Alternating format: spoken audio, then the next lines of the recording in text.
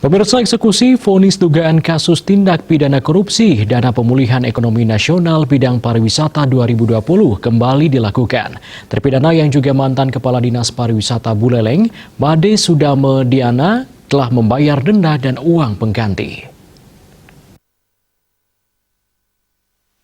Kepala Seksi Advokasi Intelijen Ana Agung Ngurah Jaya Lantara seizin Kepala Kejaksaan atau Kejari Buleleng, Putu Gede Astawa mengatakan pada amar putusan Pengadilan Tinggi Bali nomor 7/Pitsus TPK/2021/PT DPS tertanggal 14 Desember 2021 menyatakan terpidana Made Sudame Diana membayar denda sebesar Rp50 juta, uang pengganti sebesar Rp7.889.419 dan biaya perkara sebesar Rp10.000.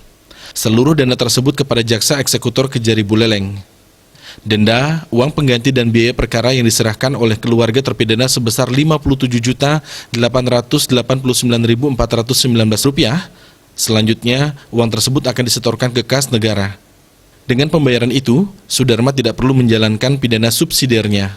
Artinya, yang bersangkutan hanya menjalankan hukuman pidana pokok selama 2 tahun 8 bulan penjara sesuai dengan amar putusan hakim. Mudiarte Bali Pos melaporkan.